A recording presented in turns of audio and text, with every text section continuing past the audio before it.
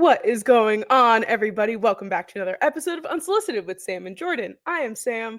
This is Jordyn. Jordyn, long time no see. It's been approximately 3 days since the last time I saw you. How you doing? I'm good. Guys, you do not understand how fun it was to watch football. Just me and Sam alone in my apartment for an entire day. It was L- excellent. Literally life-changing. I think we should make a rule that at least twice during the season, I should come up to see you once and you should come down to see me once and spend a full NFL red zone together. Oh my god. It would be chef's kiss. Perfection. It was.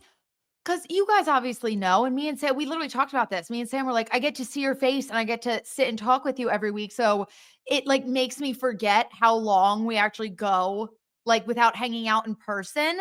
Yeah. And then that was really the first time we got to watch real games together, like just the two of us hanging out. And I think it changed my life. Yeah, it was so much fun. I literally just booked it down to Jersey on Sunday morning. We got there, Jordyn wined and dined me, took me out to lunch, and we had a lovely meal together. And then we went home and we just started watching football. And obviously it was a great day for Jordyn. We're gonna be talking Super Bowl today, but it's Chiefs Eagles, and the Eagles won that game. And honestly, I felt the hatred for Philadelphia leave my body because I just got to see Jordyn be so happy. I was just so excited for her, except for the one time my Freudian slip where some I don't even remember what I was, happened. I think it was the Quinyon Mitchell interception. Towards the end of the game. Yes. Yes, and Jordyn was, jumping around. She was like, "Yay, yay, yay," and I literally, out of just normal thought process, I went, "Oh, no," and she, looked at me and I went, "I mean, yay!" It was actually I was literally gonna tell that story because, Quinyon Mitchell is, like, slowly becoming my favorite Eagle, and you guys Mhm. remember from me and Sam's draft episode, I thought the Eagles had no chance of getting him, like, I Yeah, thought he was going in the top 10 easily, and then all of a sudden he started falling, and in my mind, I was like, "The Eagles are gonna get Cooper DeJean," like, at with where our pick was, that right. was the thought process. And then all of a sudden, Mitchell was still available. Mitchell was still available. And I was like, Sam, I was like, Yeah. we may get him. And then we did. And I freaked out. I got his jersey for Christmas. It is now my blessed, lucky jersey. I have never lost in it. I was a little nervous that I lost the mojo during the Commanders game. Not that during the Commanders game, during the Rams game, because he got Mhm. hurt so early. And I was like, fuck. And like, we won, but I was like very torn. I was like, do I wear this for the NFC Championship game? But I was like, fuck it. We haven't lost in it. I'm not changing anything. And Yeah. then, of course, obviously, he got his first interception earlier, but it was like, not that it was a meaningless, but like we were already winning. So like it just kind of sealed the deal. And then obviously he got his big interception to seal the deal again for us this weekend.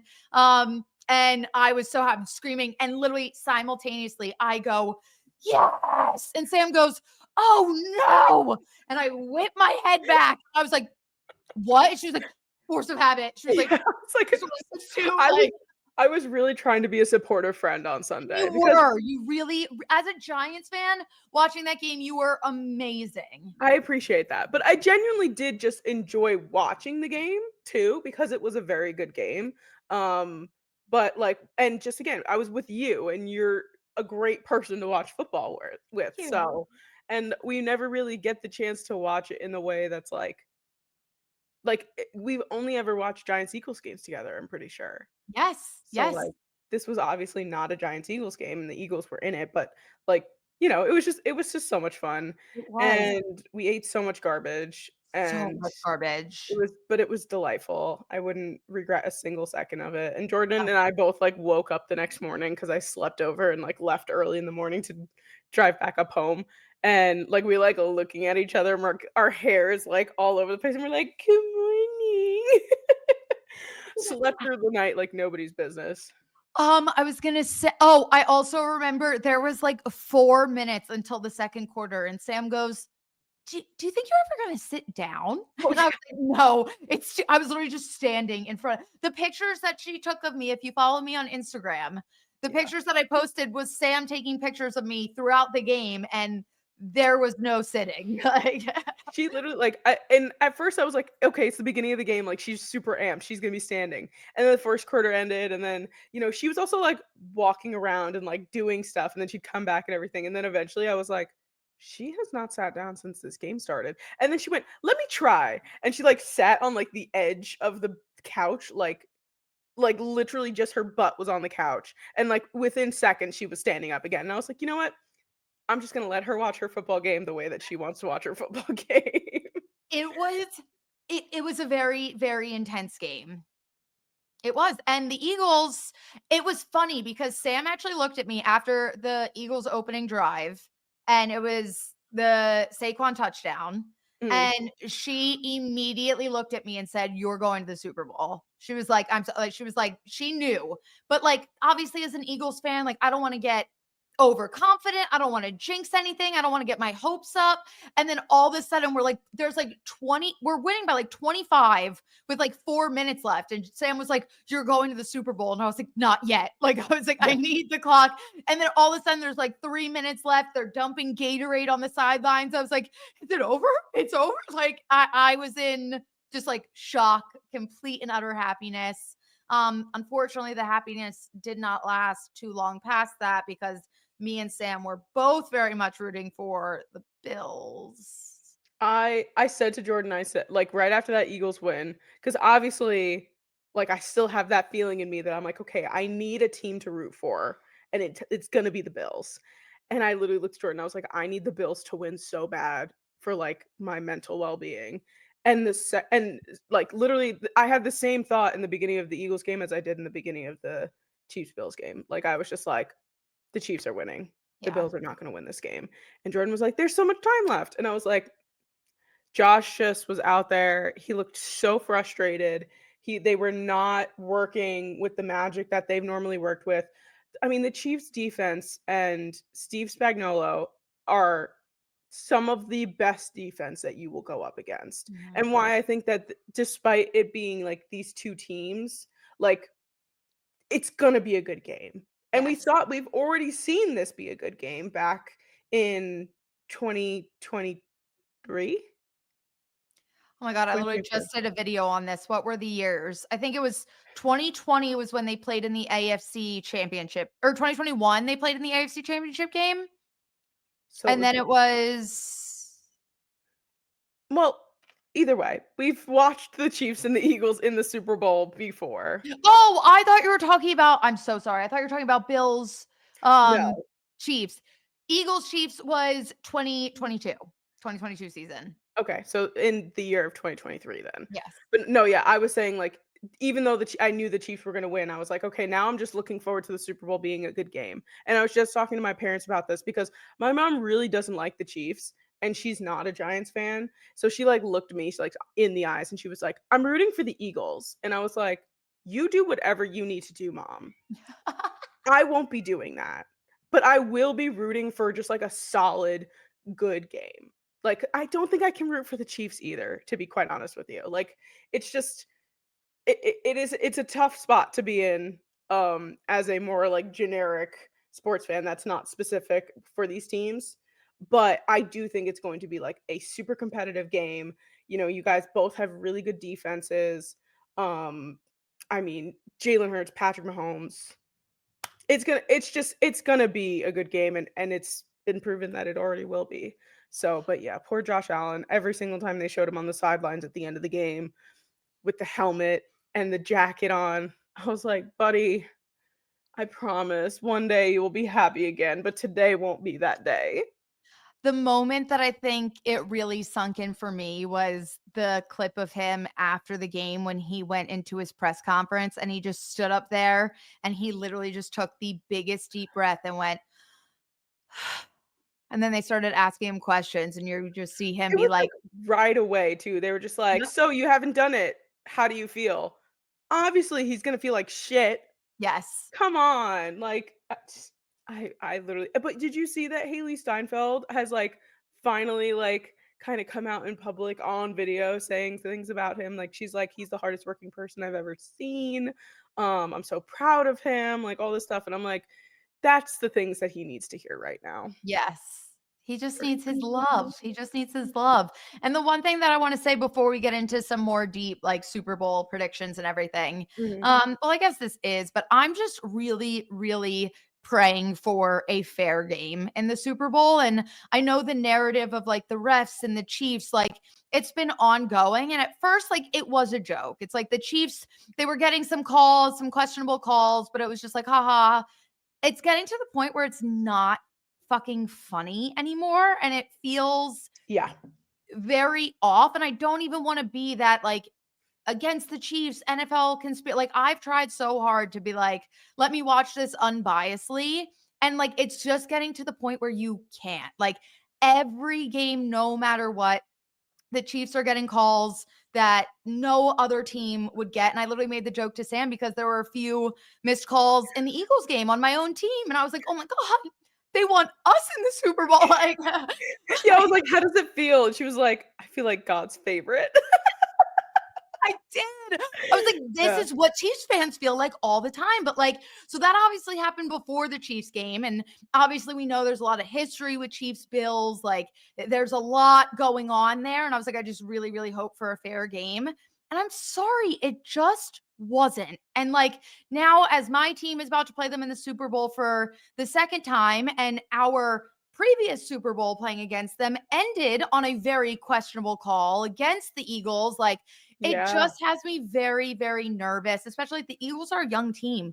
We have a ton of rookies or like guys who are really just starting for the first time this year. Like our defense coming into this year was like our biggest question mark. And it was just happened. We ended up being the number one ranked defense because everyone ended up being great. But it does make me nervous because, like, if anyone messes up, it will be called. And if anyone on the Chiefs messes up, it's not going to be called in the same way. And again, I don't want to sound like that person, but it's just, it's true It's at this fair. point.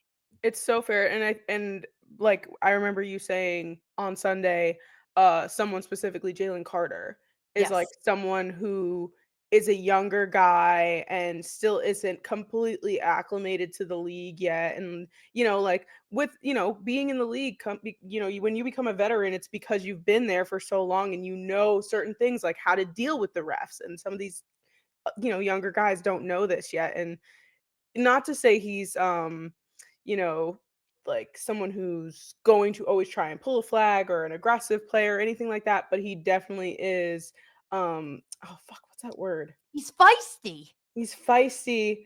What's the word that they say when they always pull flags? Oh my god. Dude, Unsportsmanlike conduct. no, like not Aggressive. disrespectful. Not disrespectful. I forget. Anyways, Okay. it'll come to me, and I'll probably Okay. even scream it when it comes to my brain. But anyway, he just, like, doesn't he's not disciplined. That's the word. Yes. That was literally, I was getting ready to say, like, Jalen Carter, I literally have his jersey. I wanted us to draft him so bad. Again, you guys saw that reaction as well. But he does absolutely have to work on the discipline Yes. aspect. And again, he's on my team. I have his jersey. I will defend him until forever. But there are moments, like there were even moments during the regular season where he was like arguing with coaches on our sideline. And I'm just like, you're so talented. You're so amazing, but you're young. And like that's just a part of growing up and maturing within the league. But like when you make a play against any other team, like you get, but like against the Chiefs, every little thing, like I'm hoping to the point where like they wear white, we're wearing the midnight jerseys. Chiefs are wearing white. Like Yeah, wear I'm the like, white gloves. wear white gloves, wear white cleats, like just go into this game so smart. If Patrick Mahomes is running out of bounds, don't touch him. Like just Yeah. let him, like, you know what I mean? Like just play this game so smart because it's going to be so easy for all these little things to catch up. And it's so crazy that we even have to talk like that. But like Yeah. No, they've showed 100%. us that you have to at this point. 100%, and especially when it comes down to, like, the tush pushes and the short yardage and everything like that, like, you guys have to be you guys gotta be tushing the pushes, pushing the tushes like you've never touched the push Pushing the before. bushes. You've never pushed tushes like this before. You have No, to I put your mean, heart and soul into it because otherwise either that defense is gonna get you or there's gonna be some sort of flag called. yes. And I mean, or they just won't give you the first down Or they w because yeah, they whenever they start running down the line and they're, like, short of it, I'm like, "How? yep. How?" It's unreal sometimes how these refs call these games. I mean, Oh, Josh Allen just had to endure that, which yeah, was exactly. heart-wrenching. But you know, I do give me as just like an NFL observer in this game that doesn't really like either team. Give me your honest thoughts. Like me going into this game, like, as an Yes, outsider, like who is going to win the Super Bowl? I don't know why, don't ask me why, but I think the Eagles are gonna win. And I'm not just You saying mean that. that? No, like, genuinely, like, and I'm not saying that because I'm your friend. Like, again, non-bias, I don't know you. Like, there's something that's, like, just brewing in the back of my brain.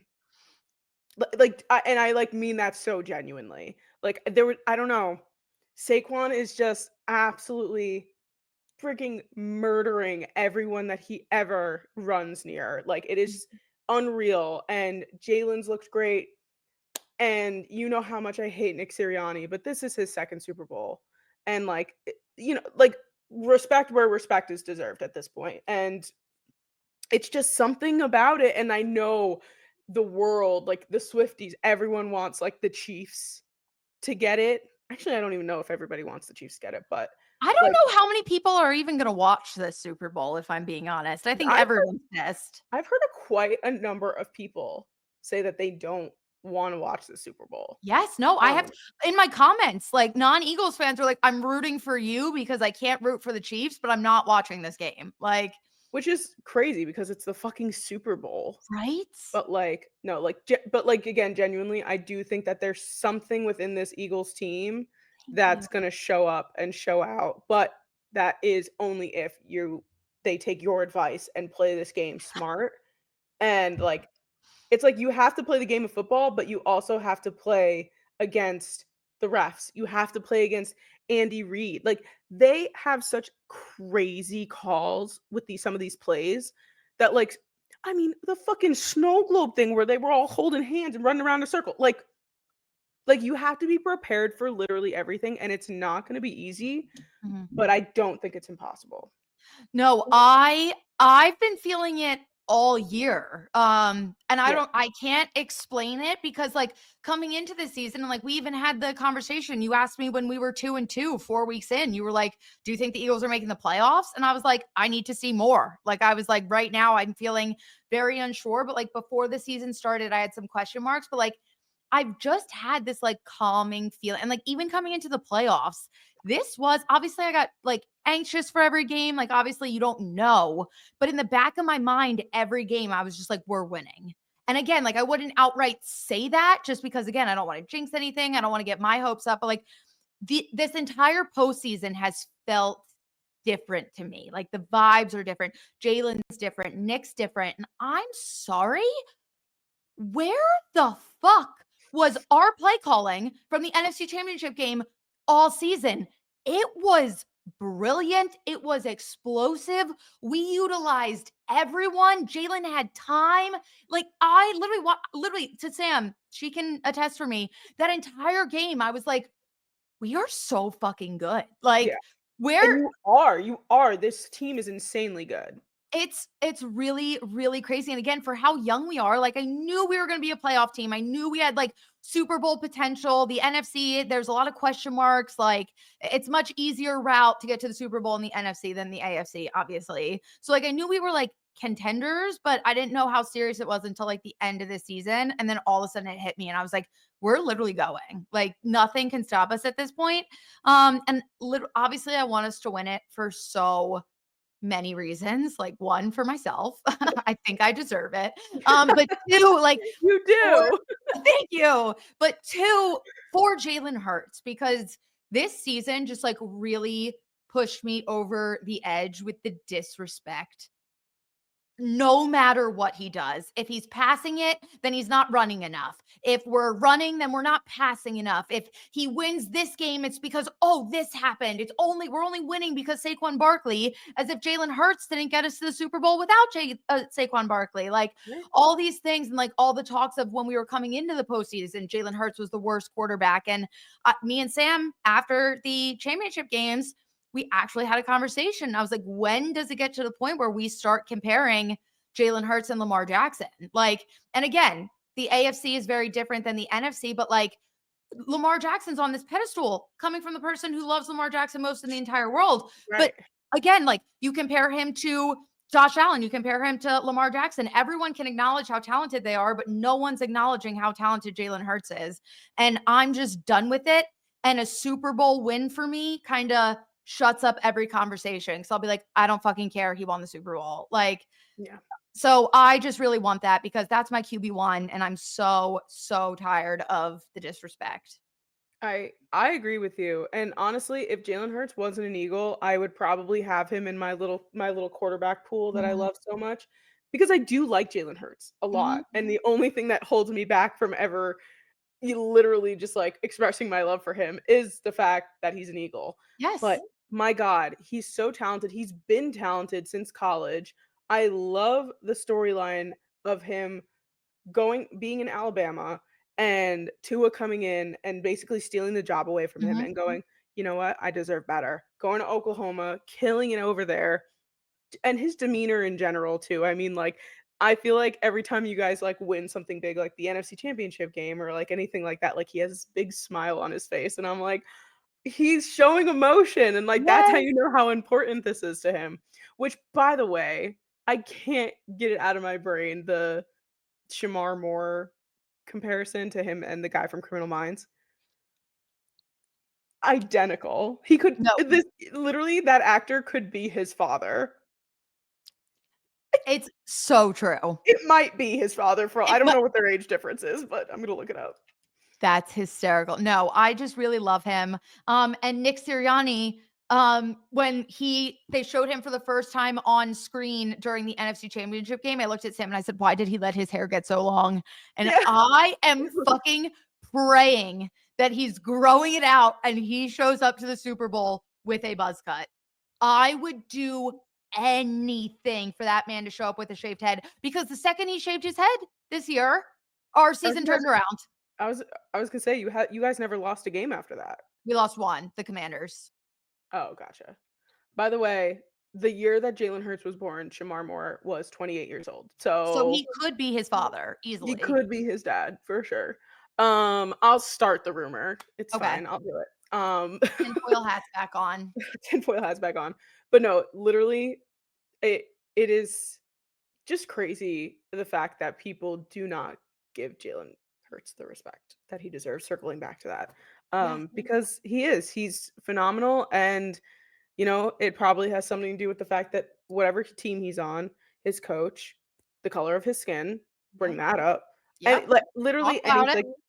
People will put a player down for whatever reason. So honestly, if he wins the Super Bowl, he's got my respect. Nick Sirianni, I don't know if I'll ever respect him, but I will. Why? I don't know. I don't like his personality. I think ever since I think it was last year or 2 years ago when you guys beat the Chiefs and he walked into the tunnel and he was like, I don't hear anything now, Chiefs. And I was just like, bitch, grow the fuck up. Like, See, it's so funny because I hated that. from an outside Philly perspective, I totally get that. Yeah. For Philly, that was Oh, when everyone was like, "We will die for you." no, Like, I totally get it. But like again, outsider point of view, and when you guys started losing and he shielded himself by bringing his children out to the press conference, I was like, dude, just be a person. Like, just own up for your mistakes. And I don't know. I think Jalen Hurts is more of an adult than Nick Sirianni is. But mhm. again, if he wins a Super Bowl, I'll say, hey, you're a Super Bowl winning coach, but I don't like you. I the fact that you just said that I think is so true because I feel like Jalen Hurts obviously Nick Sirianni's the head coach, but Jalen Hurts is definitely the mature one out of Yes, the two of them. And I just exactly. want to read a tweet that I Oh, hell yeah. retweeted the other day.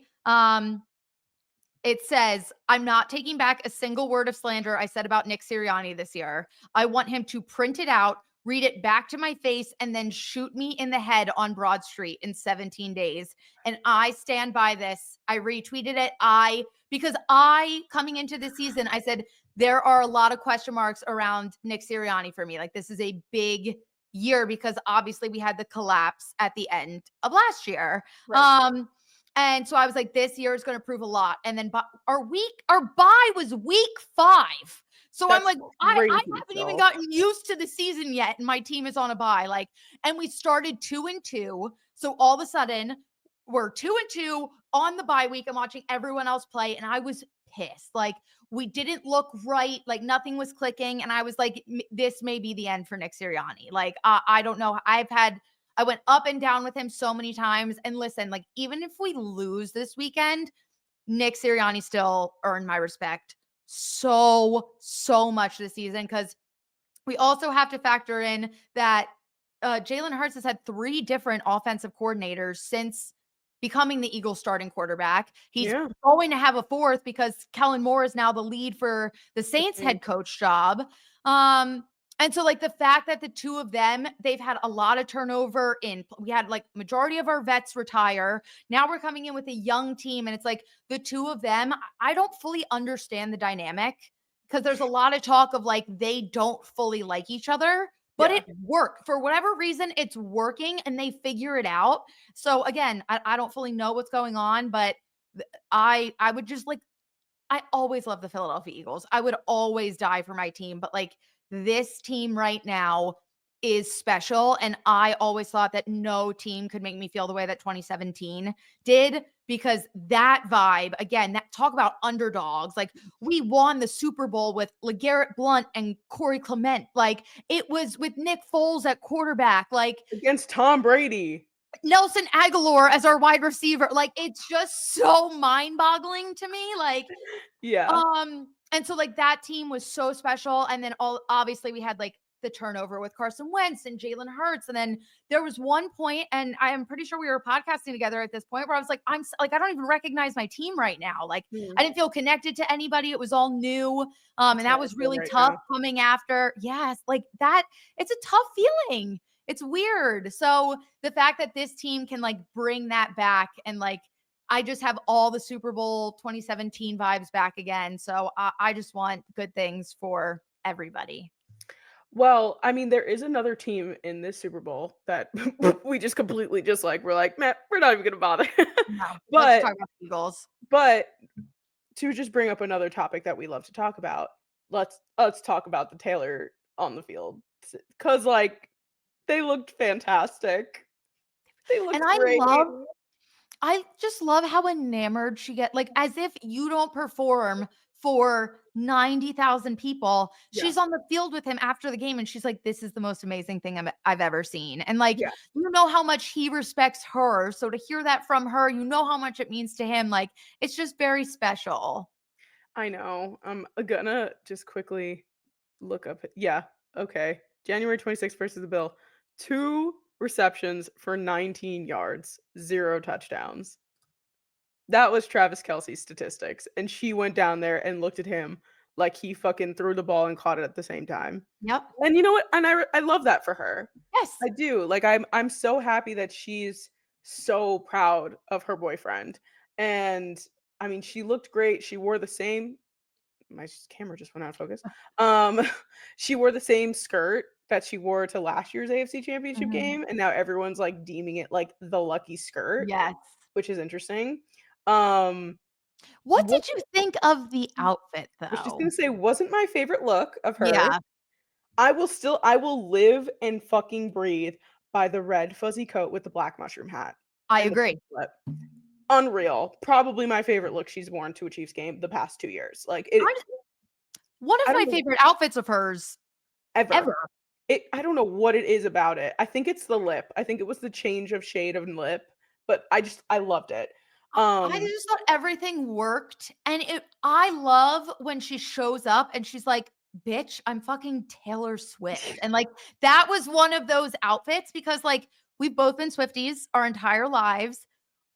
I was in the trenches growing up because my girl makes the best music in the entire world, sweetest angel pie, could not dress to save her life. Like every time she would walk a red carpet, I would like hunker down and be like, I'm going to support her no matter how bad this is. And I know it's gonna be bad. Like it was, she could not find her style. And she definitely has over the last 2 years. It's gotten so much better. She's been Okay. slaying. But those outfits where they like are on point and just hit next level. Yeah. No, I wasn't I mean, she went for, like, a more comfy vibe, and I know she needed, like, the red in there, so she went with the red tights. I'm not a fan of colored tights to begin with, so it's not her. I think it was just more my personal opinion on certain things that she was wearing. Yes. But did you see that, like, when Travis was up on stage, he was like, he started singing whatever fucking song he sings, and it cuts to Taylor, and she goes, "And there it is." And, like, it was like, oh my god, I love the fact that she, like, knows him so well now that she was just like, "He's gonna start singing in a second," and there it Yep. was. And then there was a bunch I think I retweeted the tweet, but sh at one point they panned to her and she was just like, "I need to be med-vaced out of here," and I was just like, "You're so fucking dramatic," and I love it so much. Like, she said anytime they cut to her at any point in the game, she's like, "I'm gonna kill myself," and you're like, Yes. "Girl, me too. I Yes. feel that so hard." I also think it's so funny, just the narrative of like Taylor Swift is going to be like, why doesn't everyone go to the Super Bowl? Because she Yeah, like just started watching football and her it's a good boyfriend's been to point the Super there. Bowl in back, honestly, in back to back to back years. She obviously wasn't at the first one, but like obviously she knows about it now. Yeah, And she's going to be like, why doesn't everyone just go? And it's like, because the refs don't like everyone the way they like your team. I'm kidding. Obviously, they're the yeah. Chiefs. The Chiefs are so talented. When I talk about the refs, I don't want to take anything away from the Chiefs because they do Oh, I have mean, talent. Patrick Mahomes, Travis Kelsey, one of the best duos of all time, but it's just so fucking annoying. something really interesting at work this week, some content that we produced and put out there, and it was one of the most interesting lines I've ever heard. Shout out USA Today's Tyler Dragon, he's the one who said this. He said, "Patrick Mahomes is the best quarterback I've ever seen and will be considered the greatest of all time. Tom Brady has the best resume. He is the most accomplished Mhm. of all time. He has 7 rings and 5 Super Bowl MVPs, and no one will take that away from him. But on the field, Yes. Patrick Mahomes is the better quarterback." And I was like, "That's it. That's gonna be it for all the rest of time because you can especially if the Chiefs do win the Super Bowl and they do three-peat for the first time ever in NFL history, something Tom Brady's never Ooh. done before, literally, like, how do you not say that this kid is the greatest of all time? This kid, No, like, he's not and the same age as me and has 3 children, but you know what I mean. I no, I can, and that's like how I've defined like when people are like, who is the greatest quarterback of all time? I'm like Tom Brady, just because that's like also just like the era we grew up. But Yeah. I'm like Patrick Mahomes is one of the best athletes I have ever seen. Like just freak of nature. But also, fun fact, Tom Brady did not three-peat Yep. because the Eagles beat him. So now there's a whole theory going around that the Eagles make the Super Bowl to be the dynasty killers. And we Oh, prevent teams from being able to achieve the three-peat. We just come in and we're like, nope, the Eagles are the underdogs, and we are going to make sure that this does not happen. that's really interesting. I Isn't that crazy? I saw another tweet. I don't think I'm gonna be able to find it, but it basically said it was like, "Can you believe that this is Carson Wentz's second time going Yes. into a Super Bowl and watching his backup quarterback play?" And I You're was like, literally I took a second for me to realize I was like, "Wait, what?" And then I was like, "Oh my god, they drafted Jalen Hurts when he was still their quarterback." what Crazy. a like if I could go back and tell myself in that moment everything that was going to happen, I wouldn't even believe it hearing it. Like, what a crazy, crazy turn of events. And the other thing I want to say about Taylor Swift, it isn't really Mhm. as much about Taylor Swift because obviously, like Taylor Swift grew up in Pennsylvania. She admitted that she grew up an Eagles fan.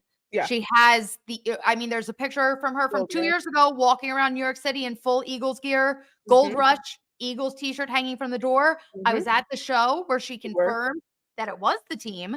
Mhm. So, but she even said, like, when her and Travis started dating, she was like, "I wish I got into football sooner." Like, she was an Eagles fan, but what are the chances she watched a game, like a Yeah, full game? Probably low.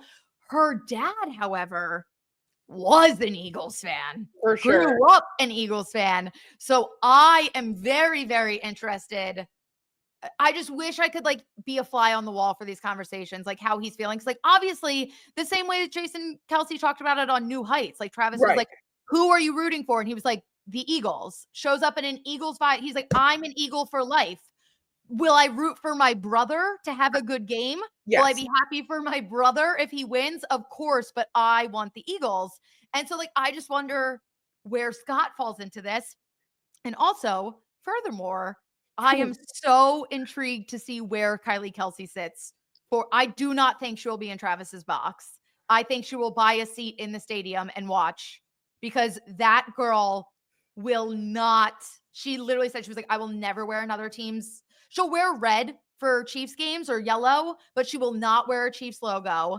And she She lives and breathes birds, just like all of us. she did say that she would wear Cincinnati stuff, right? Because that's both Travis and Jason's school.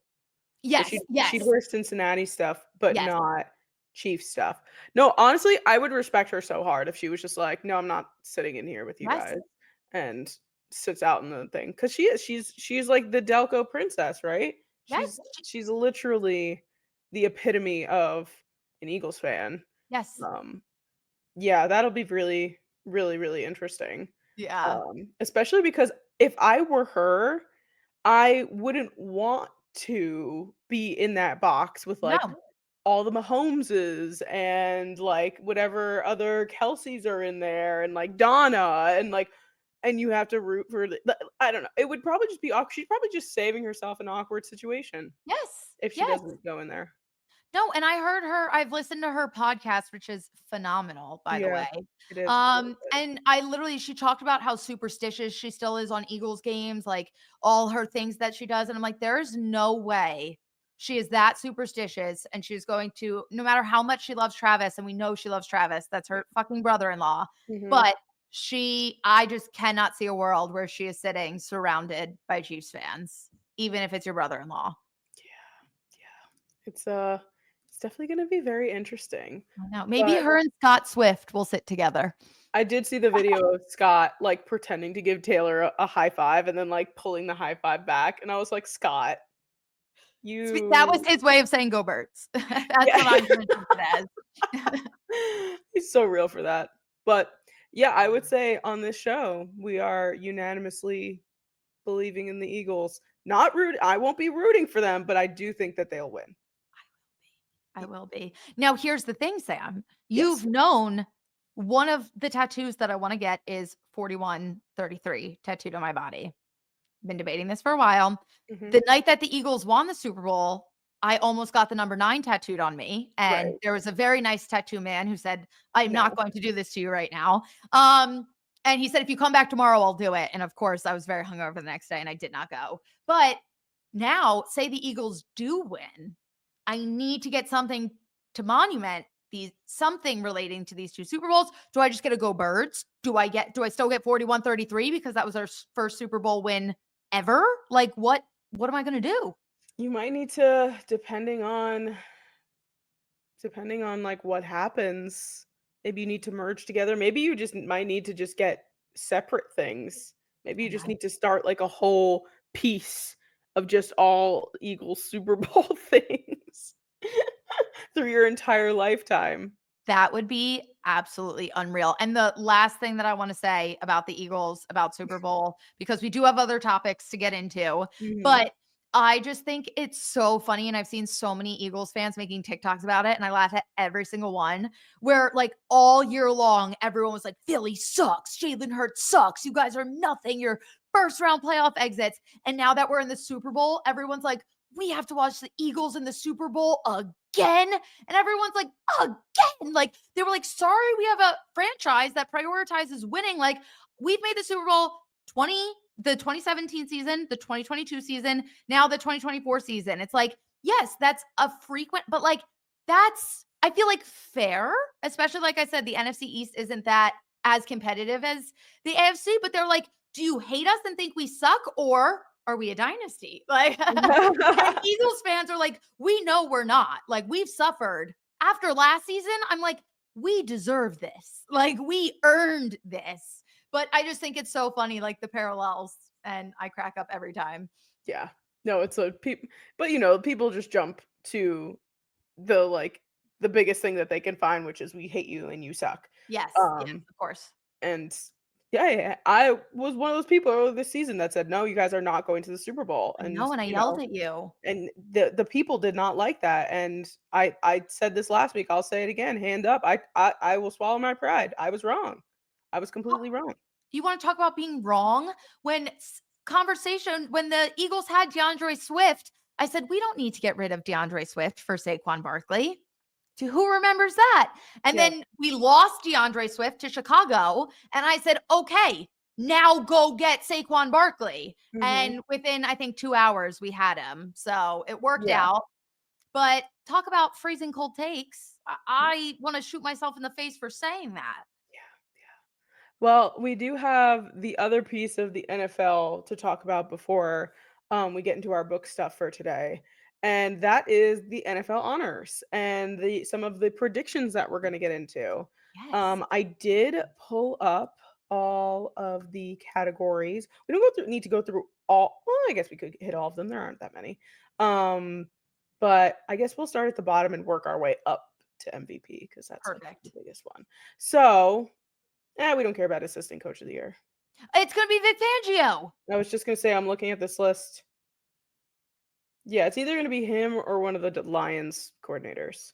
You're right. But I'm hoping it's Vic Fangio, though, just for the sole fact of like, there were zero expectations for this Eagles defense, and we ended up being the number one ranked defense. Obviously, that's a very biased pick. I just want Vic Fangio yeah, to win because I want Eagles to win everything. But yeah, no, that's fair. But it definitely is a viable option. Like it is something that can happen. You know what's funny is the only thing I can remember about Vic Fangio from when he was a head coach for the Broncos, I think, right? okay, Yeah. he's been Back when everywhere. I first started my podcast, like, so this was like 2018. I'm pretty sure he was the coach of the Broncos, and he was very, very bad at being head coach. But like, there was a whole storyline about him passing a kidney stone in the preseason, and that's all I ever think about every time I see Vic Fangio's name. Me and Vic Fangio, Yeah, kidney stone survivors. kidney stone brothers. Love it. Okay, coach of the year. We got Has to be Kevin O'Connell, right? we got Dan Campbell, Kevin O'Connell, Sean Payton, Dan Quinn. Dan Quinn. First You know time head what? coach, and you get to the NFC Championship game? I know, but they don't count the postseason, but still, that one's tough. I mean, Kevin O'Connell is a good one too, though, because I feel like it's very similar situations where it was like, you lose your rookie quarterback for the Vikings. Now you have to ride with Sam Darnold. Everyone's like, oh, your season's over. You end good up making Sam adjustment. Darnold. Yes. But then also it's similar for Dan Quinn because it's like, oh, we got a bunch of old veterans that were great, but are 2, 3 years past their prime and a rookie quarterback.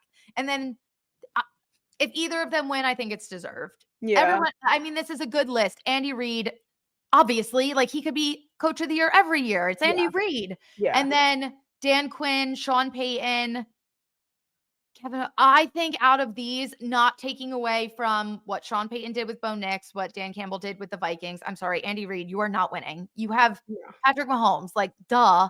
I think it should come down to Dan Quinn or Kevin O'Connell. I agree. Either one of those guys, I think, definitely deserve it.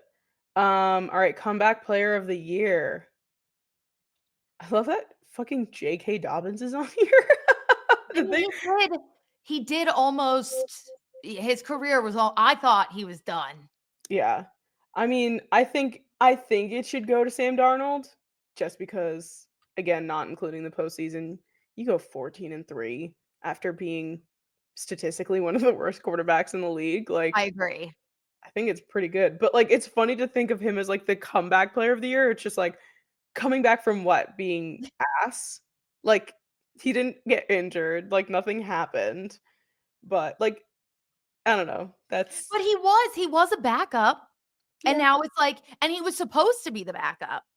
The only reason he shined was because JJ okay. McCarthy got hurt. The one thing that I think is funny is Damar Hamlin being nominated again, and I don't mean that in any negative way because I literally have a Damar Hamlin jersey hanging in my closet. Yeah, But he didn't really do much this year. well, that's the thing. He actually played phenomenal, but it's like now that's the expect. You already won comeback play. Like you've already come back. Like now you're just doing your job, and that's not to take away from anything that he went through. I think he is amazing. I thought there was so much. There still is so much unnecessary like negative energy and negative talk around him that I like. Mm, He literally died and came back to life. Like yeah, I will talk about that for the rest of my life. But he already won. Like, yeah, and now again, you came back. Now you're playing great, all good things, but you're not coming back from anything anymore. Now you're just being yourself, which is yeah, awesome. yeah. My vote, Sam Darnold. I would say Sam Darnold as well. Um, yeah, defensive rookie of the year, you got 2 guys on here Mhm. to pick from, Cooper DeJean and Quignon. Um, I told you this on Sunday. Jared Verse is a UAlbany Great Dane, and I Mhm. don't think he's gonna win, but I was, like, unaware of his game, and I'm like, UAlbany is not a football school in the slightest, despite it being a D1 school. Um, but that's really cool for me as an alum. I'm, like, Um, excited that and he's in the Pro Bowl, I think, which is cool. Sam, betting odds have him at like like he's the hands down favorite to win defensive rookie of the year. Is he really? Yes. I thought I was thinking Cooper DeJean, but No. If anything, it's Quignon above. I think Quignon's at like it's like minus 500, and then it's like I can't the other two, Chop and Braden, they're I just can't this. remember where they are, but my I'm gonna it's going to be Jared Verse. Just that's what the books are telling. That's my prediction. And I hate saying that after all this shit he talked on the Eagles. Mm, But I do think he's gonna win it. However, my vote and my pick is Quinion Mitchell because fair. no Eagles rookie has ever won defensive rookie of the year. I thought Jalen Carter got absolutely snubbed last year. And in my Who won prediction last video before the season even started, I picked Quignon. So if that came true, that would be really, really cool. Who won, defensive rookie last year? Fuck. It wasn't Jalen Carter. Okay. I will look it Whoopsie. up. Why am I blanking? Defensive rookie of the year. Will Anderson Jr. Oh, a delightful human being. Delight. And I swear that was the deciding factor because a lot of people obviously do not think Jalen Carter is a delight. But I talent wise, I think he should have won. Again, that may be my Fair. bias, but This category is insane, offensive rookie of the year. There are so many people who are so good on this list, but, like, let's be so freaking real. Jade Daniels. yes. Yes. And I agree 100 all like Brian Thomas Jr., holy fucking shit. Brock Came in weird. Bowers, holy fucking shit. And I made fun of the Raiders for that pick because I was like, you just took a tight end in the first round last year. Like, why do you need another one? And then I watched him and I was like, I get it. You had to. And then obviously Malik Neighbors, we've talked about a Insane. lot. And then Bo Nix, incredible rookie season, but I'm sorry, Jaden Daniels is had the best rookie season I've ever seen by Yeah. any quarterback ever. Yeah, and did it, like, cool as a cucumber too, like, so chill. Yep. But shout out to LSU for getting Brian Thomas Jr. and Malik Neighbors on that list. They And are Jaden Daniels. I was thinking wide receiver wise, but yes, Oh, Jayden got it. Daniels as Got it. well. Yeah, no, they're like a freaking factory over there. All right, Yeah. offensive player of the year. I It should go to Saquon. It should. Um, it does also have Lamar, Joe Burrow, Jamar Chase, Derrick Henry to go up against, but I mean, how do you, ha- I think it should go to Saquon. Did you know that someone can win offensive player of the year and MVP? Yeah, yeah. They're both going to be Saquon. I'm kidding. I'm going to say Saquon for offensive play of the year just because the MVP has turned into a quarterback award. I wish they would just rename it at this point. But I've said it all year that like if Derrick Henry and Jonathan Taylor didn't win in their respective years when they were doing unbelievable running back things and carrying their teams, I don't see them giving it to Saquon, which is just insane to me because if we are talking about most valuable player, Yeah. that's literally Saquon Barkley, but I have a feeling he will be offensive player of the year. Defensive player of the year. This is an interesting list as well. I mean, Hmm. I'm just going to go clean sweep. Let's go Zach Bond from the Philadelphia Eagles. And also, Philadelphia Eagles, Howie Roseman, I am talking to you. If you don't pay that man whatever he wants, lock him down for the rest of his life, I will never forgive you. Is he the one who the video of the child on the Yes. baby? Was that his baby? Oh my, Yes. what a freaking insanely cute baby. Oh my I was God. And he was like a free agent. I can't remember. You know what? I can't say that. He was either a free agent signing or a trade. I'm pretty sure it was a free agent signing. I need to fact check, but out of the Saints. And I remember I was like, oh, we got another linebacker. Great. But like, didn't think anything of it. Did some research on him with the Saints. And I was like, oh, he's good. Like, nothing special. Came to Philly and just, yeah. oh my God, dominated. And this is another great list. TJ Watt, Patrick Surtain. Patrick Surtain's probably going to win, but Yeah, you think so? I do. I well, TJ won last year. Not to say you can't win 2 years in a row, but Yeah, TJ did try and he basically carried the Steelers for the he most part. did. That'll be an interesting one. That's an interesting one. I think I'll just oh my god, Miles Garrett too. I know. What a list. They should give it to everybody. Everybody should get the award. You're Um, nominated, you win. yeah. I think I'll probably go TJ there, Okay. but we'll see. That one could go to anybody in that list, even Trey Hendrickson.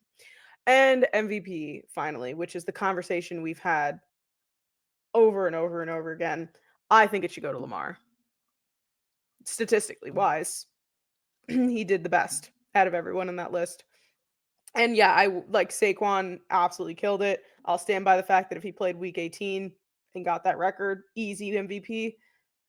But I think Josh, I love you so much, Josh Allen. Lamar has better numbers than you and should probably get that. My pick is Lamar for who I think is going to win. I will say it again. It should be Saquon Barkley. And Fair. at this point, I just wish they would make a most valuable player award and then like quarterback of the year award, like separate it, like give someone, because if we're going to call it MVP, that's the player that's making the most difference on the team. Like it should be anybody. And obviously, the quarterback is like the leader of the team, like fundamental, holds the roots down. I get it, but then give them their own award because it's just crazy. But yeah, it should be Saquon. I will at this point. I'm picking Lamar. Okay. It'll be interesting. It It'll be will. definitely an interesting honors this year for sure. And before we like run over on over an hour, we do have just one more thing to discuss, possibly two things to discuss. Um, Jordyn finished fourth wing, and I got some play by play as she was finishing reading it. But this will be our last fourth wing book talk before we move on to Iron Flame. Please share with me your overall thoughts on fourth wing as a whole. Absolutely. And always, as listeners, if you have not read Fourth Wing yet, spoilers. If you are hopping off now, again, I'm just going to give a quick follow us, subscribe, because we are going to get into our book discussions as of right now. 3, 2, 1. Holy fucking shit. Sam knows there was a period halfway through this book where I was a little unsure. And Yeah. I was like, I love the characters. I love the vibe. I love the school. I love the dragons. I was like, this concept is phenomenal.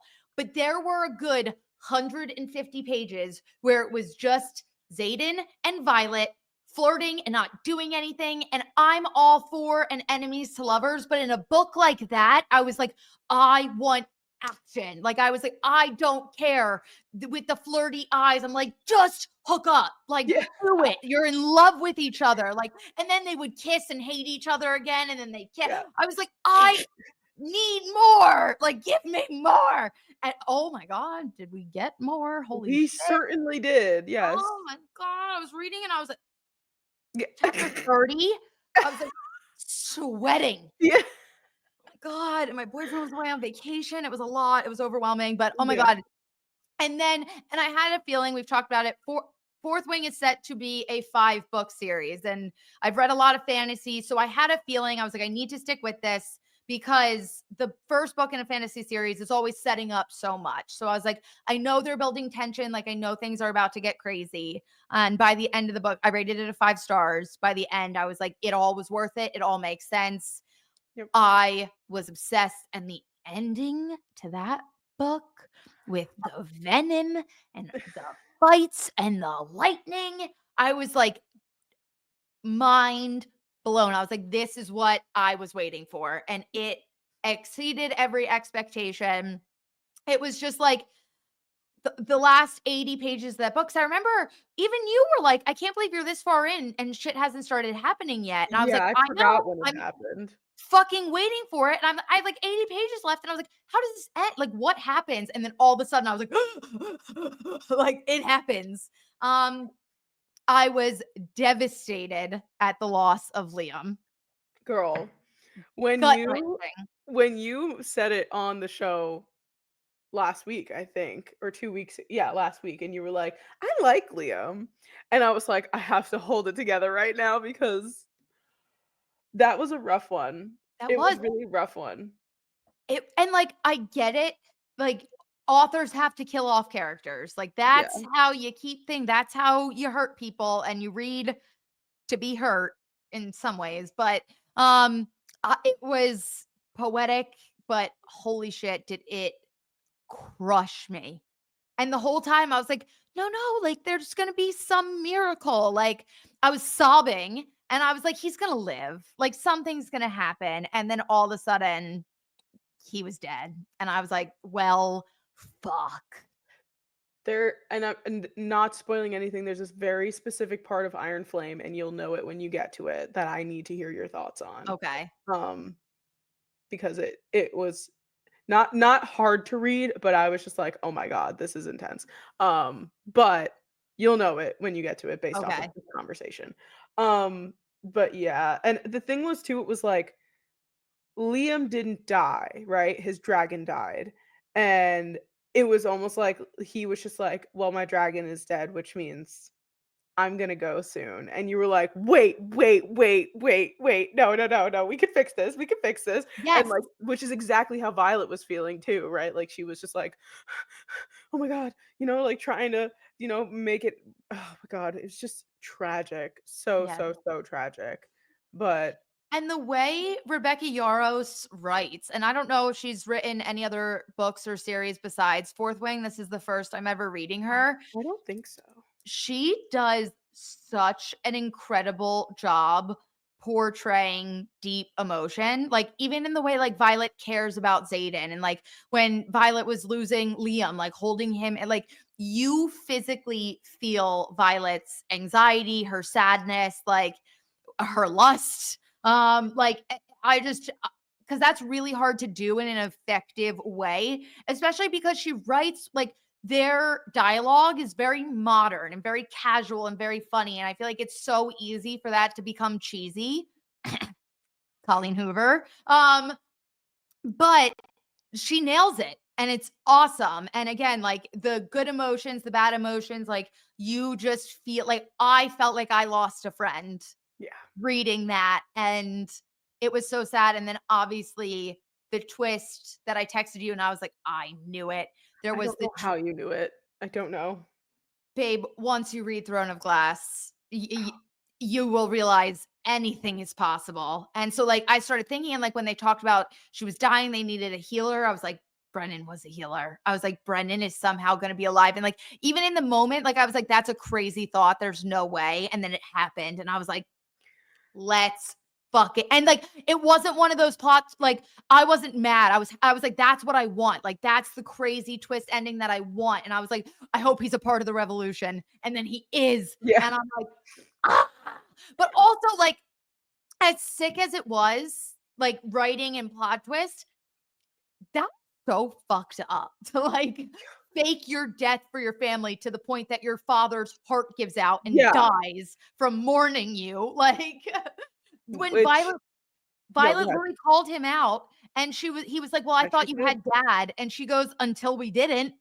And I was like, "Oh, Bitch, yeah, because it's true. He didn't obviously kill his father, but he is the reason his father died. yes." And like it's crazy.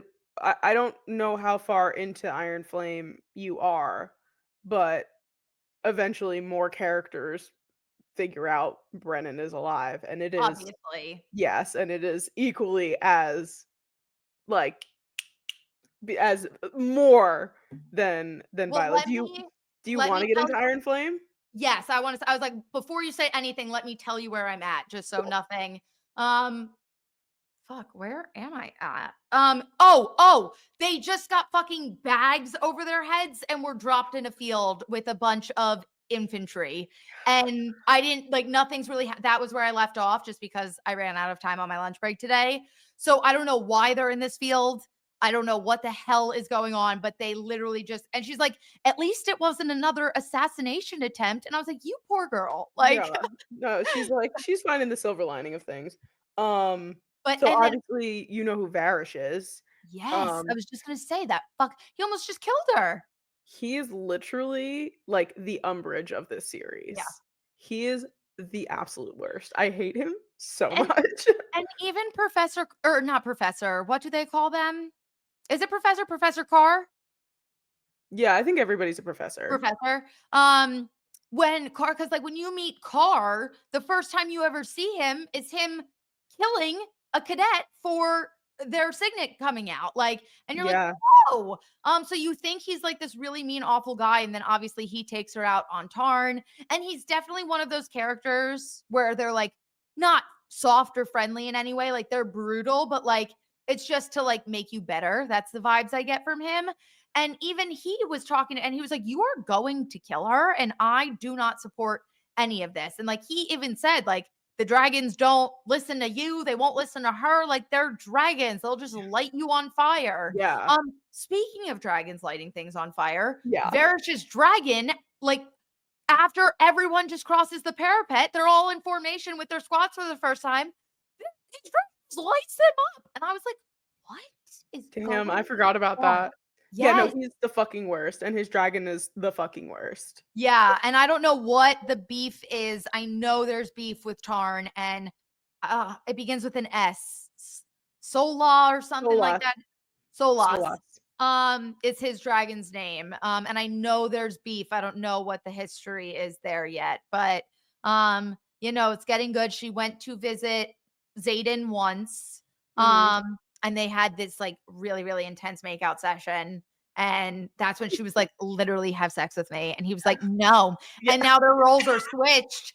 And he was like, I'm not doing it until you tell me that you love me again. And she was like, you're literally the one who wanted to hook up with no feelings. And he's like, now I want every fucking feeling, like feel everything for me. And he was like, and I'm not doing anything until you do. And I was like, that's a gentleman. Yeah. Like, Yeah, he definitely, like, comes to where he realizes, like, Violet is very important to him, yes, and, like, he's like, "I'm not gonna give in to my feelings because you're not reciprocating those feelings to me yet." yes. But he's like, "I know you have them. You just have to tell me Yes, that you and have them." it was so crazy because the first time that they saw each other, I can't remember not the first time they saw each other, but it was like when they were separating to some degree, and he was like, "I wanna hear those 3 words." And she thought the 3 words he wanted to hear was, "I want you." Like, she was like, "Oh, he just wants to sleep with me again." And then so she was like, "I want you, I want you, I want you." And he's like, "No." He was like, "The 3 words I wanna hear is that you love me, bitch." But also there was another point. Tell me honestly, and I'm Yeah. saying this as what I like to consider myself a strong, independent female who just Sure. is in love with her boyfriend. Yeah. But, and I encourage strong, independent females always. Violet, I think, is being a little dramatic with Xaden in terms of the secrets. I understand you want to know everything about this man, but he is literally hiding a revolution, and people can read your mind and see your thoughts if they briefly touch you. I'm like, he is saving you and the entire world. And in those situations, I think it's okay. And he literally, like, she said, she was like, I'm not taking you back until you tell me everything. He was like, that's literally not going to happen. And you're going to take me back anyway. Like, Yeah. No, I 100% agree, especially because we know Dane's signet yeah, now, exactly. and, Exactly.